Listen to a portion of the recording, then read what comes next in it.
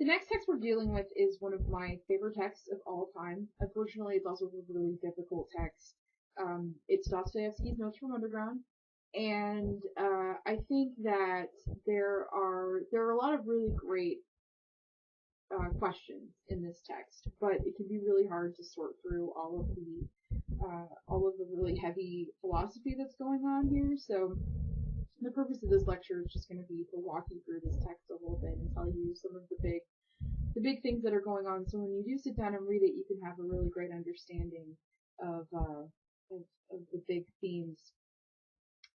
On my title slide, the picture that you see on the right there is a picture of Travis Bickle it's Robert De Niro, who plays this guy named Travis Bickle in this movie called Taxi Driver. If you've ever seen it, Taxi Driver is amazing. I'll show you some clips of it later, but it's basically Notes from Underground. So, if you've seen the movie, then that can also help you understand a lot of what's going on here. The essential questions we're dealing with in this text are, well, whether the Enlightenment has been good for us. We've already thought about this question, right? We thought about it with Frankenstein. So this isn't a new question, but it is a new question applied to a different set of people because we're talking about the Russians this time. So, like I'll tell you in a second, the Russians are in kind of a unique situation where they get to sort of see progress before it actually happens, and then they get to decide whether or not this is something that they want to do. The emphasis on reason. We've also talked about this before, right? Does an emphasis on reason actually lead to the best life for us? Remember that Descartes says reason is the most important thing in the world, and Rousseau thinks, no, that's not true. Shelley is really, worried about the emphasis on reason, so Dostoevsky is going to really specifically go after the concept of reason. And the way he's going to do this is by looking at the relationship between reason and what he's going to call the will or the wanting, but we're actually going to talk about it in the context of free will. So whether we have free will at all is a question that we're going to have to answer too. It's actually really important to understand a little bit about Russia if you want to understand where Dostoevsky is coming from in Notes from Underground. It's unfortunate because I think a lot of people don't get any Russian history when they study history, so I just have to sort of fill in a couple of gaps for you here. Russia has, ever since medieval times, has been considered really backwards in terms of like the rest of the Western world. And Russia itself has always been very conscious of how backwards it is, and there are a couple reasons for that I'll tell you about here in a second. But Russia is, perhaps more than any other nation, has been caught in this kind of identity crisis for really, basically from the time Russia has been what we think of as Russia. Part of that identity crisis comes from where it's situated, right? Russia is like between Europe and Asia. So one question that we really have to consider is whether Russia is actually part of the West. You might say, hey, it's Western Civ, it's part of the West, but it's not as simple as something like that. So just a couple of important facts to think about here. The first and foremost one is that Russia is actually influenced by Orthodox Christianity, Eastern Orthodox Christianity, and not the Holy Roman Empire.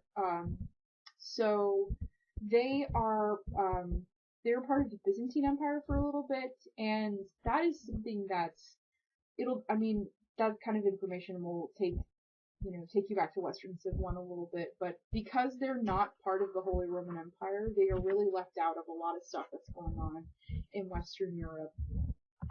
Russia doesn't have a concept of democracy until about the 18th century.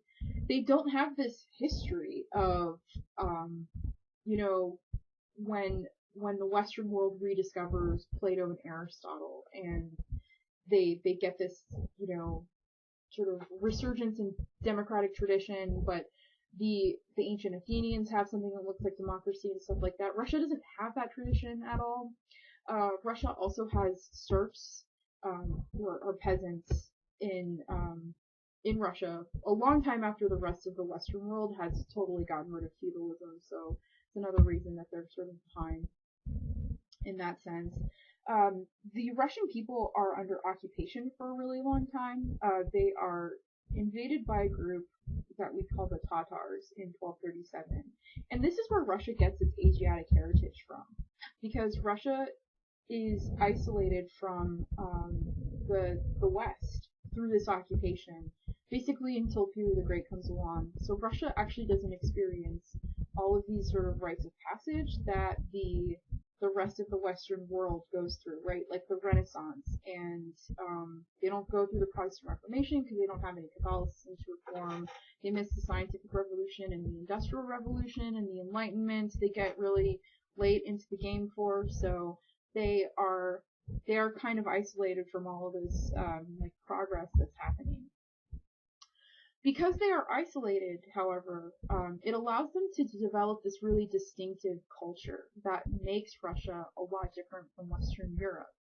And so, even though they're occupied by this group called the Tatars actually do leave intact a lot of their customs. They're allowed to keep practicing Orthodox Christianity and stuff like that. So, this is one of the big reasons that Russia is able to develop this sort of different culture through its really different experience. But by about the end of the 17th century, Russia cannot, she's no longer isolated because people are fighting over land boundaries and stuff like that. So she's sort of, the country sort of comes onto the world stage at that point. And really the person who gets the ball rolling on all this is a guy named Peter the Great. He's crowned the Tsar. He's a Romanov. He's crowned Tsar in 1682, and Peter begins to westernize Russia.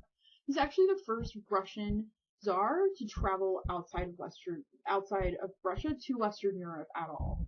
And the reason that Peter does this is because he's totally obsessed with military technology. Like, he wants to build a really badass army.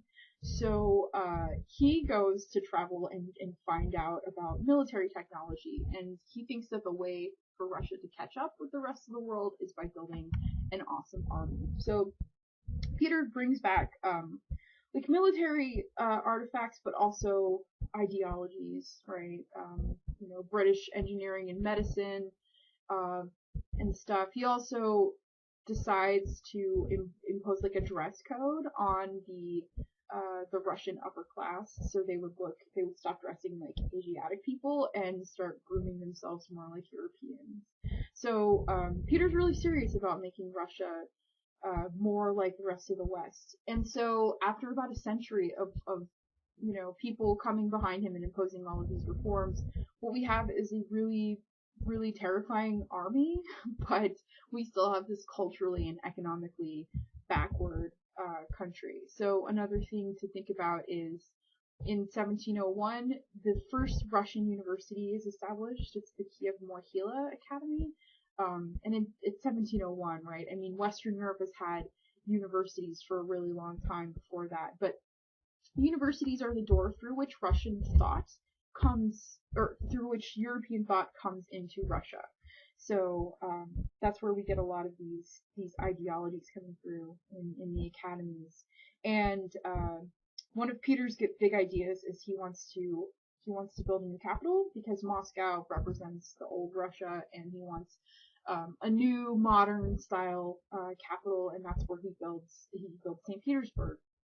Dostoevsky has like a really negative opinion about this city, and we'll talk about this too with the Underground Man, because he lives in Petersburg. A lot of people died trying to finish that city, so they say it's built on the bones of a million serfs. It's this planned, intentional city. So because St. Petersburg represents the center of progress, and it represents like the new Russia, the westernized Russia, Dostoevsky sees this as the representation of the modern world, and so he thinks it represents like disease and corruption and misery, and the poor underground man has to live in Petersburg. He tells us early on, he calls it the most abstract and intentional city on the entire globe. And so the fact that he lives in Petersburg has this really negative impact on the protagonist of the story. So I'll show you really quickly just two maps here. If you look at in the top corner, you'll see a map of Moscow, and you'll see how it just sort of, it looks like it just kind of happened. Whereas if you look at the map of Petersburg, it looks like someone sat down and planned out this city. So, you really have like a history of two Russias. The old Russia that's represented by the old capital of Moscow, the new Russia that's represented by the new capital of St. Petersburg. So I'm going to stop this one here, and then we'll start talking about some of the other big ideas going on in Notes from Underground.